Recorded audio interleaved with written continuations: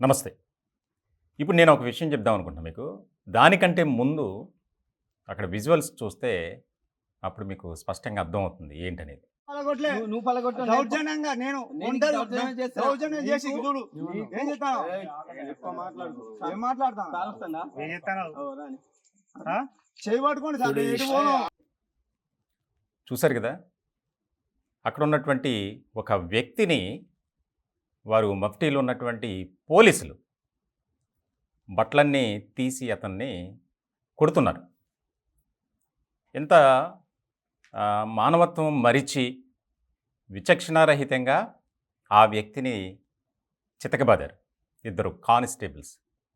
వరంగల్ జిల్లాలో కే సముద్రం మండల పోలీస్ స్టేషన్ పరిధిలో జరిగింది ఇది. నిజంగా ఆ వ్యక్తి ఎవరైతే పోలీసుల చేతిలో చావు దెబ్బలు తిన్నటువంటి వ్యక్తి ఇసుక రవాణా చేస్తున్నటువంటి వాహనానికి సంబంధించి డ్రైవర్. వాస్తవానికి ఆ యొక్క ఏదైతే ఇసుక రవాణాకు సంబంధించి ఆ యజమాని ఎవరైతే ఉన్నారో ప్రభుత్వానికి ఫీజు కడుతున్నాడు. దానికి సంబంధించి పూర్తి స్థాయిలో రెవెన్యూ అధికారులు ఏవైతే నియమ నిబంధనలు పెట్టారో వాటన్నిటికీ అనుగుణంగానే అనుమతి తీసుకున్నాడు. ఇలాంటి సందర్భంలో తాజాగా రాత్రి సమయంలోనే ఈ రవాణా అనేది జరుగుద్ది కాబట్టి యాజ్ యూజువల్గా అట్లానే జరిగింది. దారి కాసినటువంటి కే సముద్రం పోలీసులు రక్షక్ వాహనం కూడా మనకి కనిపిస్తుంది ఆ ఇమేజ్లో. ఆ లారీని ఆపి దానికి సంబంధించినటువంటి పత్రాలేవి మీరు అక్రమంగా ఇసుక రవాణా చేస్తున్నారని మొట్టమొదట స్టార్ట్ చేశారు.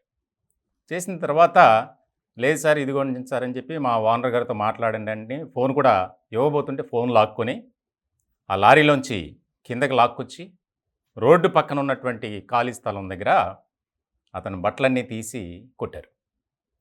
ఇంతకీ మామూళ్ళ కోసం ఏ రకమైనటువంటి వ్యవహారానికి అక్కడ పాల్పడ్డారు, కనీసం విచక్షణ కూడా మరిచిపోయి ప్రవర్తించారు. ఆ కానిస్టేబుల్ ఇద్దరి పేర్లు సాంబయ్య, వీరన్న.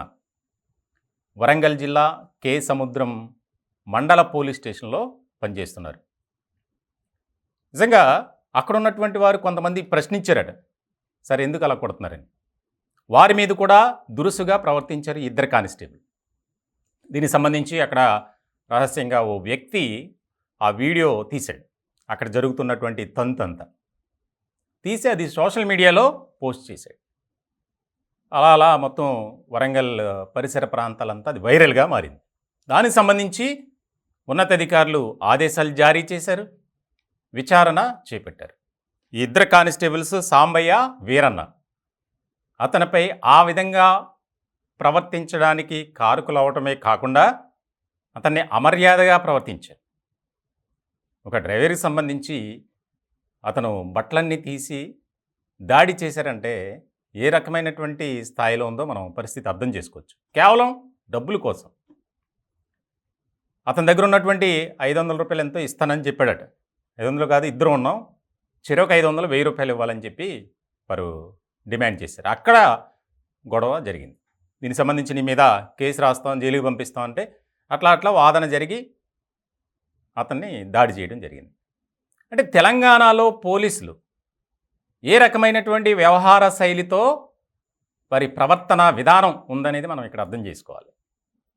ఇప్పటికే తెలంగాణ వ్యాప్తంగా ప్రతి డిపార్ట్మెంట్లో అవినీతి, అక్రమాలు, ఎక్కడ చూసినా అవినీతే, అక్రమాలకు సంబంధించినటువంటి అధికారులే. మనం చూస్తున్నాం తాజాగా జరుగుతున్నటువంటి పరిణామాలు. రోజుకొక చోట ఏసీబీ దాడులు. ఎన్ని జరిగినప్పటికీ ఈ అవినీతి, అక్రమాలకు పాల్పడే వారికి మాత్రం ఒక భయం అనేది మాత్రం ఉండటం లేదు. ఇలాంటి సందర్భంలో ఉన్నతాధికారులు ఆ ఇద్దరిపై వేటు వేశారు. ఖచ్చితంగా అతని మనోభావాలను దెబ్బతీసే విధంగా ప్రవర్తించడమే కాకుండా గాయాలు పాలవటానికి కారణమైనటువంటి ఈ ఇద్దరు కానిస్టేబుల్స్ సాంబయ్య, వీరన్న ఇద్దరిపై కూడా క్రిమినల్ చర్యలు తీసుకోవాలని డిమాండ్ ఎక్కువ అవుతుంది. గతంలో వీళ్ళు పెట్రోలింగ్కి వెళ్ళే సమయంలో ఈ ఇద్దరు కూడా అనేక అక్రమాలకు పాల్పడినట్లు కూడా ఇప్పుడు తాజాగా ఒక్కొక్క విషయం బయటకు వస్తుంది. ఇలాంటి సందర్భంలో ఉద్యోగం నుంచి కూడా తొలగించాలి అనే డిమాండ్ ఎక్కువ అవుతుంది. ముఖ్యంగా అతన్ని ఆ విధంగా దాడి చేసి అవమానపరిచినందుకు క్రిమినల్ చర్యలు తీసుకోవాల్సిందే అనేది ఎక్కువగా డిమాండ్ వినిపిస్తోంది.